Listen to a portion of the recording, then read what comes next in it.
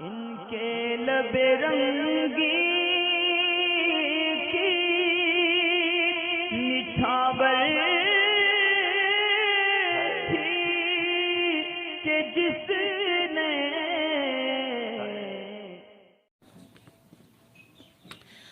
ایک سوال یہ ہے کہ ہم انڈر ویئر پہنتے ہیں اور کبھی نہیں بھی پہنتے تو کبھی کبھی پیشاب کے قطرے جو ہیں وہ ایک آدھ بار نکل جاتے ہیں، تو اس کو کیسے صاف کریں کپڑے پہ سے؟ کیا صرف 3 بار ہاتھ پھیر دینے سے، گیلا ہاتھ پھیر دینے سے پاک ہو جائے گا، یا پھر نچوڑنا ضروری ہے؟ اور مسجد وغیرہ میں ہیں تو اس طرح سے کیسے صاف کریں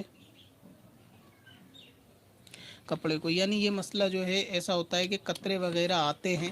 اور قطرے آنے کے بعد کپڑے کے اوپر 1 یا 2 قطرے پیشاب کے لگ جاتے ہیں، تو ایسی صورت میں جو ہے وہ کپڑے پہ کیا صرف 3 مرتبہ گیلا ہاتھ پھیر دینے سے پاک ہو جائے گا؟ تو اس طرح سے کپڑا پاک نہیں ہوگا اگر اس پہ 3 مرتبہ گیلا ہاتھ پھیر دیا، بلکہ گیلا ہاتھ پھیرنے سے وہ نجاست اور زیادہ پھیل جائے گی، کپڑے کا ناپاک دائرہ اور زیادہ بڑھ جائے گا۔ اس میں ہوگا یہ کہ اس کپڑے کو دھونا پڑے گا، اور ایک کپڑے کو سب سے آسان دھونے کا طریقہ وہ یہ ہے کہ اگر کسی کے کپڑے پہ نجاست لگی ہو، مثلا احتلام ہو، منی ہو، یا پیشاب وغیرہ کی بوندیں ہوں، تو ایسی صورت میں جس حصے پر وہ نجاست لگی ہے فقط اتنا حصہ بھی اگر پانی سے دھو دیا جائے گا تو بھی پورا کپڑا وہ پاک مانا جائے گا۔ لوگوں کو اس بارے میں زیادہ نالج نہیں ہوتی، خاص طور سے اس مسئلے میں طہارت کے، کہ اگر 1 2 کپڑے پہ بوندیں پیشاب کی ہوتی ہیں تو وہ پورا کپڑا دھونا سمجھتے ہیں کہ پورا کپڑا دھویا جائے گا۔ اگر بدل لیا ہے تو بھی حرج نہیں، پورا دھویا تو بھی حرج نہیں، لیکن اگر وہ 1 2 بوندیں بھی دھو لی جائیں گی تو بھی اس سے جو ہے وہ کپڑا پاک ہو جائے گا۔ دوسری چیز یہ ہے کہ اگر پیشاب کی 1 آدھ بوند کپڑے پر ہے، یعنی 1 آدھ بوند آنے کے بعد وہ 1 درہم کی برابر نہیں پھیلی، بہت چھوٹی ہی ہے، تو ایسی صورت میں اس کو بغیر دھوئے بھی اگر نماز پڑھیں گے تو کپڑے میں اسی طرح نماز بھی وہ ہو جائے گی، اگرچہ خلاف سنت ہوگی۔ اگر اتنا وقت نہیں ملتا دھونے کا تو اس صورت میں وہ نماز اس کپڑے میں پڑھی جا سکتی ہے۔ اب یہ کہ اگر کپڑے پہ کہیں پیشاب کی بوندیں یا احتلام سے منی لگی ہوئی ہے تو صرف اتنا کپڑا کہ جس پہ منی ہے اس کو پکڑ کے آسانی سے دھویا جا سکتا ہے، اور اس کو دھونے کے بعد واپس اس کپڑے کو پہن لیا جائے گا، تو یہ زیادہ آسان ہے۔ میں آپ کو پریکٹیکلی دکھا دیتا ہوں اگزامپل کے طور پہ، جیسے کہ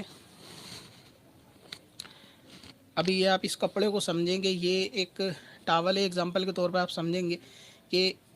اس کے جو وائٹ والا پورشن آپ کو نظر آ رہا ہے، سمجھ لیجئے کہ یہاں پر پیشاب کی کچھ بوندیں ہیں، باقی اس کو آپ کچھ بھی تصور کر لیں، پائجامہ وغیرہ کچھ بھی، تو اگر صرف کہیں پر اتنی ہی جگہ پر مان لو منی یا کوئی ایسی چیز پیشاب وغیرہ کی بوندیں لگی ہیں، تو آپ اس کپڑے کو صرف اتنے کو، یعنی کہ اس دائرے سے تھوڑا سا زیادہ لے لیں، اتنے کو اگر آپ اس کو لے کے اور اس کو بھی صرف اچھی طریقے سے نا دھو لیں گے، پورے اچھی طریقے سے پورا مل کے کپڑے کو دھونے کے بعد اس کو صاف کر لیں گے اور یہ دھل جائے گا، تو باقی کا یہ جو کپڑا بچے گا، یعنی یہ سب کپڑا جو ہے وہ آلریڈی پاک ہے۔ تو سب سے آسان طریقہ ہے نجاست کے کپڑے کو، اسی طریقے سے پیشاب یا منی کی بوندیں ہوں تو جتنے کپڑے کے اوپر وہ بوندیں لگی ہوں آپ صرف اتنے کپڑے کو الگ کریں اور اس کو ٹنکی کے نیچے اچھی طریقے سے مل کے دھو دیں، 2 3 دفعہ 4 دفعہ، اور اس کو خوب اچھے سے نچوڑ دیں، پھر اس کو دھو دیں، پھر اس کو خوب اچھے سے نچوڑ دیں۔ تو جب یہ کپڑا پاک ہو جائے گا تو باقی کپڑا جو ہے وہ پاک رہے گا، اس کو آپ کو الگ سے پھر پاک کرنے کی ضرورت نہیں ہوگی۔ اور یہ اسلامی بہنیں بھی کر سکتی ہیں، اس قسم کے جو ناپاک کپڑے مشین وغیرہ کے اندر ڈال دیتی ہیں، ان کا بھی سوال ہوتا ہے کہ پاک ناپاک ملاتے ہیں، تو اگر وہ ناپاک کپڑے کو کہ جہاں ناپاکی ہو اگر وہ اتنا حصہ الگ سے دھو دیں تو بھی معاملہ آسان ہو جائے گا۔ اور گھر میں رہنے والے اسلامی بھائی کو چاہیے کہ ایسا کپڑا کہ جس میں نجاست ہو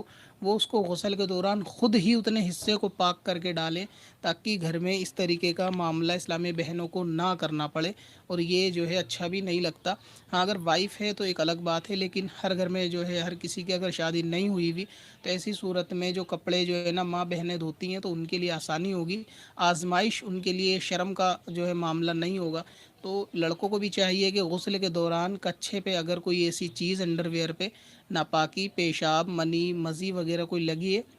تو اس حصے کو ٹنکی کے نیچے خوب اچھے سے دھو کے صاف کر دیں۔ باقی کپڑا نہ دھوئیں، گھر والے نارمل مشین میں ڈال کے اس کو دھو دیں گے تو ٹھیک رہے گا، لیکن وہ کپڑا پاک ہو جائے گا۔ اب اگر میلے کپڑے سارے مشین کے اندر ڈال کے دھوئے جائیں گے تو سب کپڑے پاک رہیں گے۔ یہ طریقہ سب سے زیادہ آسان ہے ان لوگوں کے لیے کہ جو ناپاک اور پاک کپڑے مشین میں ڈال دیتے ہیں، یا ان کی شکایت ہوتی ہے کہ کپڑا 2 بار دھونا پڑتا ہے، پہلے ہم دھوئیں پھر وہ دھوئیں، تو پورا نہ دھوئیں، صرف اتنا دھوئیں، تو اس طریقے سے کام چل سکتا ہے۔ تو یہ جو آپ کا سوال تھا کہ اگر کپڑا مسجد میں ہے اور پیشاب کی ایک آدھ بوند ہے تو درہم سے کم ہے تو اسی طرح نماز پڑھ سکتے ہیں، اور اگر درہم کے برابر یا زیادہ ہے تو جو طریقہ میں نے بتایا اس طریقے سے کپڑے کو آسانی سے دھویا جا سکتا ہے۔ پتھر میں اصل لالے پرن بار